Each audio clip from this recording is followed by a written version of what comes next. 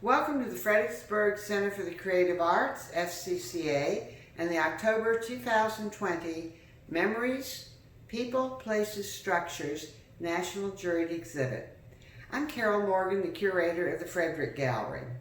The FCCA is moving forward with the challenges of the pandemic, and we've returned to our monthly exhibits, but we do not have First Friday receptions, so in place of those, we are doing videotapes.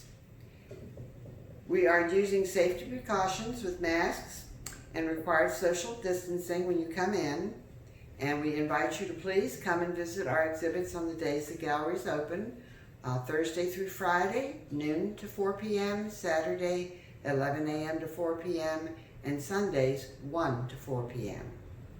Thanks to David Kennedy, videographer, and Dawn Whitmore, publicity chair, we're able to provide our monthly juror talk and awards announcements by videotape for public viewing on social media, Facebook, Instagram, and YouTube, with a link on our website at www.fccagallery.org. This month, the Members Gallery features a solo exhibit by Gary Brooks, with a separate video available of that show. Please continue to support the FCCA, a nonprofit, all-volunteer organization. We need your membership and patronage.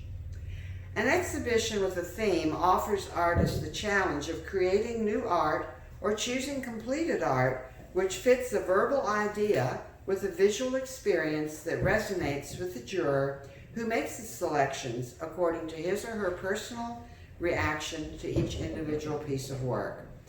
I believe that the extensive arts background of our juror, Kerry McAleer-Keeler, has prepared her well for such a challenging endeavor.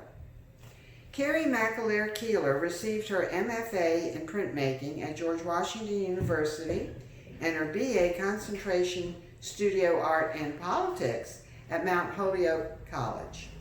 Kerry is Associate Professor of Art and Design in Printmaking and Book Arts at the Corcoran School of Arts and Design, George Washington University, Washington, D.C. She has taught at the Corcoran since 1998. Her work has been selected for individual, group, and juried exhibitions throughout the U.S. and internationally, and is represented in such publications as The Book is Art, Artist Books from the National Museum of Women in the Arts, and 500 Handmade Books, Volume 2 by Lark Books. Her book and print work is in such collections as the National Museum of Women in the Arts, Library of Congress, Rare Book and Special Collections Library, George Mason University, Fenwick Library, University of California, Berkeley, Environmental Design Library, George Washington University, Gelman Library Special Collections, and Brady Gallery, Jaffe Center for the Book Arts, Florida Atlantic University, Wimbley Library, and the Smithsonian American Art and Portrait Gallery Library. So Kerry comes with a vast background of knowledge in the arts, and we welcome her as a juror for our October Memory, People, Places, and Structures. Kerry? So I'd like to thank Carol Morgan and the FCCA. It was an honor to jury this exhibition with such strong works submitted around the theme of memories. It was a difficult decision to select awards with such a solid group of art submitted and selected for this very cohesive exhibition. All decisions were incredibly hard. The main selection factor that came into play was, what is memory? The idea of memories for me is, as an artist, yes, people, places, and structure, yet when I think about the heart of memory, it is a reflection of the persistence of time and a time marker of moving, powerful events, both happy and sad. Both the depiction of collective and personal memory were the motivating factors behind my selection for this exhibit. So first place goes to Fisher Building and E.L. Girders by Deborah D. Herndon. It's a archival metallic photo, And what I loved about this piece is the juxtaposition of the hard line of the actual metro system, the L train in Chicago, versus the neoclassicist or neo-Gothic, I guess, architecture that's happening in the actual Fisher Building itself. I actually did a little history about the Fisher Building, and to this day, the Fisher Building is the oldest 18-story building in Chicago that has not been demolished. It's 275 foot tall, neo-Gothic landmark building located at 343 South Dearborn Street in the Chicago Loop community area. The Fisher Building exhibits terracotta carvings of various aquatic creatures, including crabs and fish. There are also eagles, dragons, and mythological creatures depicting the facade as well. And what I loved about this piece was the softness that happens in the neo-Gothic area that's the actual building itself, with these kind of flowing dragon-like creatures that like appear to be in the water, and the softness of the little children themselves, versus what's happening here with these strong lines of the actual metro system itself, with the L train. What's nice is the L train frames this piece, why the archway pulls the eye back into the piece itself and allows for us to kind of enjoy the piece more and more by all the details that we see.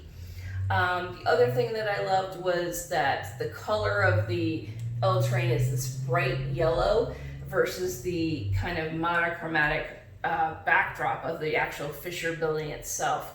So it has a nice juxtaposition of strong, hard, soft, hard, and then also bold color versus, again, monochromatic. So there's this kind of push and pull that happens in terms of us as a viewer looking at the piece itself. What's also nice is that the girders themselves frame the piece and help us pull our eye back into what's happening in this central area in order to enjoy all the details that are happening in terms of this neoclassical building itself, or neo-Gothic building itself, to enjoy all these little architectural details. I just think the composition is wonderful, and the piece itself is really strong in terms of how it was framed and how the viewer is always coming back to enjoy more and more of what's happening. One more thing I'd like to say about this piece is it's working on so many levels.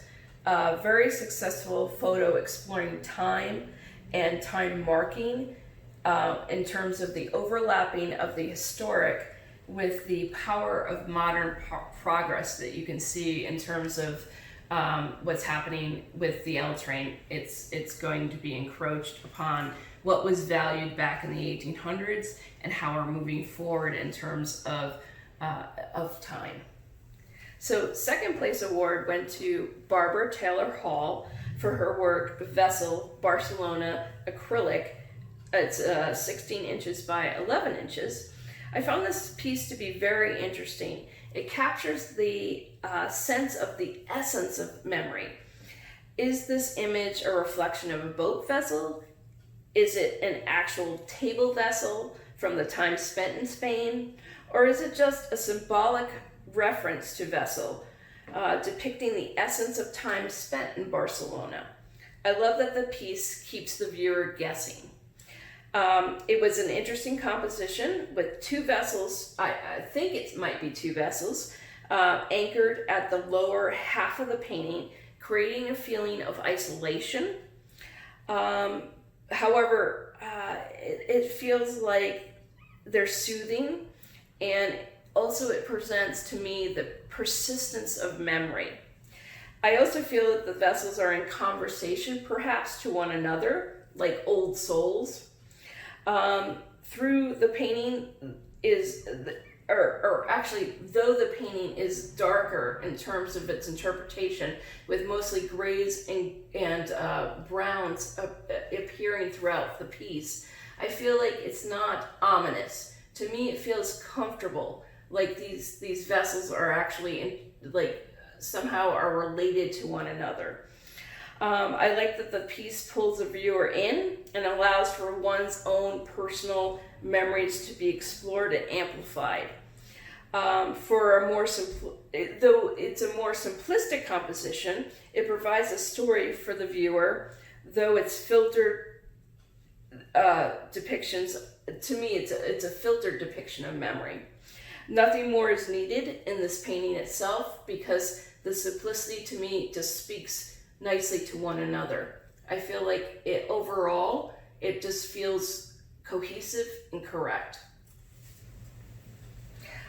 Third place was given to Bob Worthy for his piece Homestead.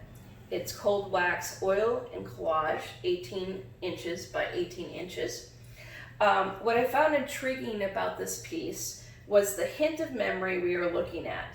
The piece is grounded in a sense of place, based on the obscure picture we are provided with of a farm-like homestead image in the upper left-hand corner.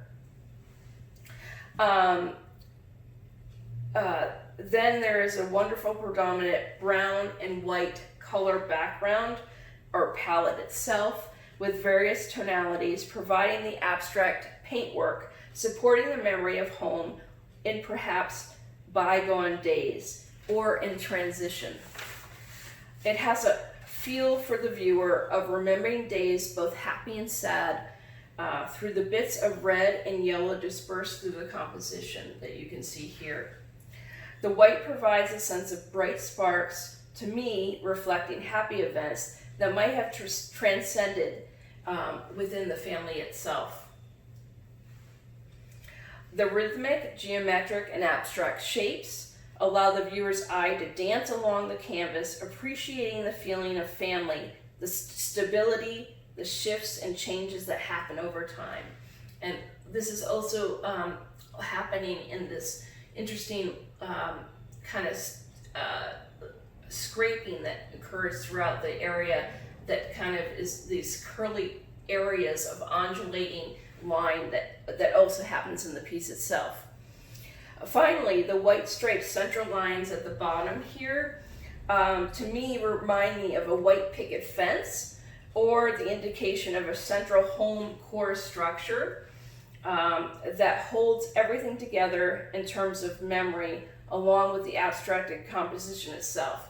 So to me, this is what's kind of pulling everything together and is the central core of the piece, reminding us that that home is important and that it's providing us an interesting look into a person's homestead.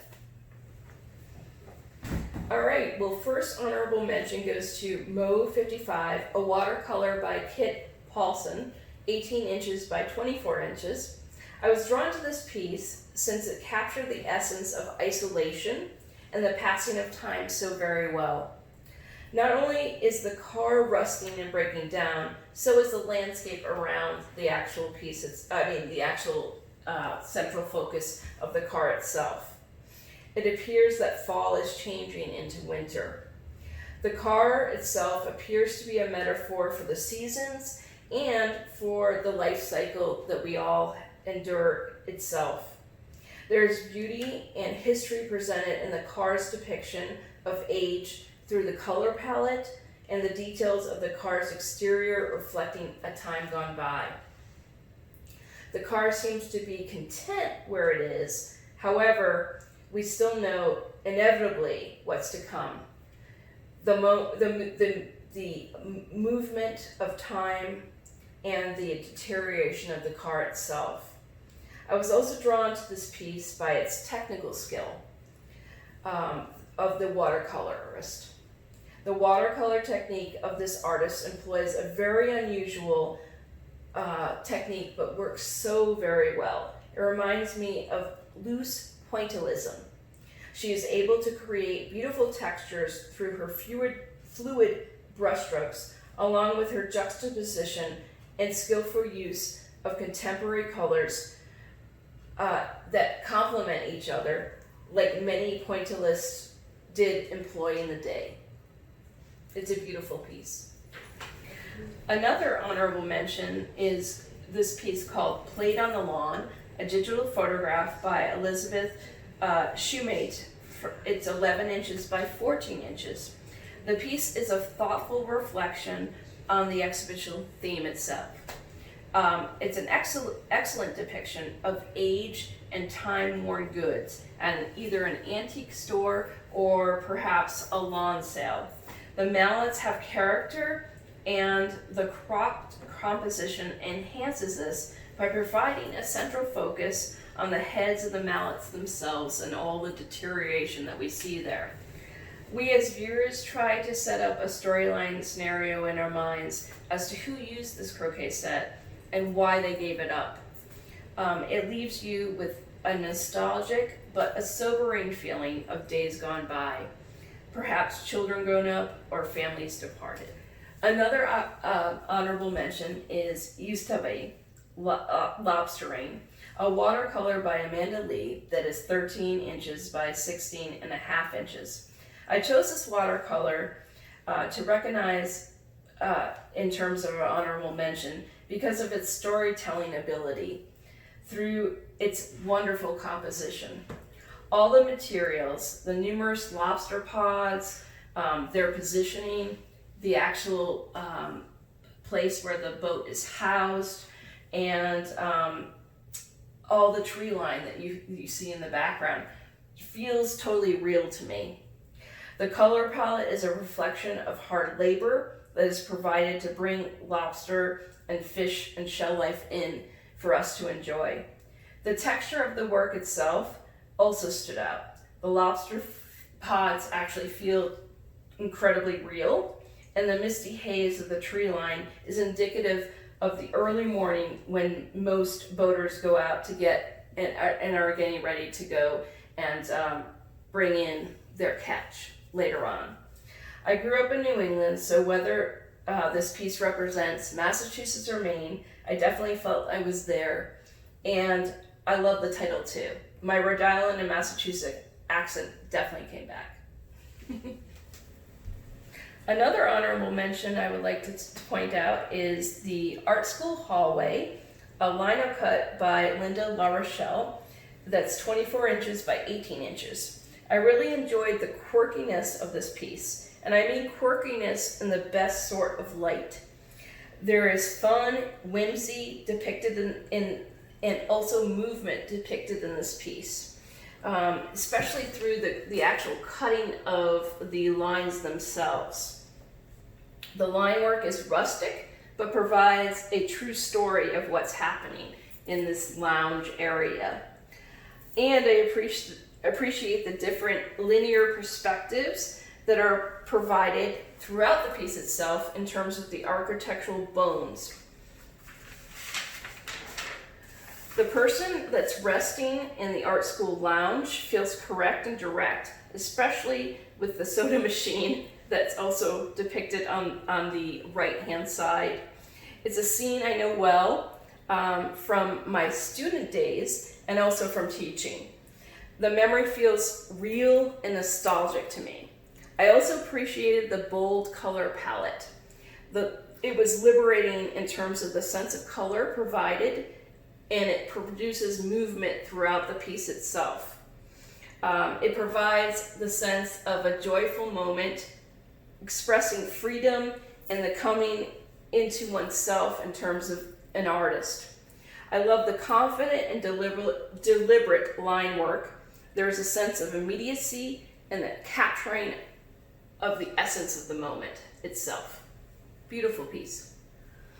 All right, the last honorable mention goes to A Disagreement, a mixed media collage by Teresa Blatt that's 12 inches by 10 inches. I appreciated this collage for numerous reasons. First, I felt it captured a very hard memory of time, an important argument, in a very interesting way.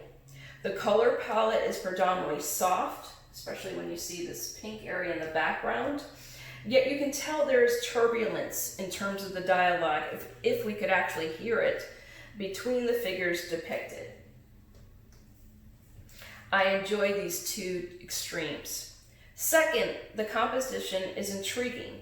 Our eye is drawn back into the corner of the home while the figures are swooping forward. This creates a sense of urgency and continues the viewer's interest to learn more of what is happening between this couple itself. Lastly, I appreciate this image in addressing an actual bad memory, one that may or may not be overcome. The viewer is left in limbo. We, as the viewer, start to ask ourselves, perhaps this is a couple of many years in the Victorian period based on the dress that we see here. They will perhaps carry on, because this might be a normal occurrence after time well spent with a couple. Obviously, arguments do occur and we overcome them. Or maybe this is their breaking point. We don't know. This collage keeps you guessing with its subtle textures and interesting depiction of everyday life.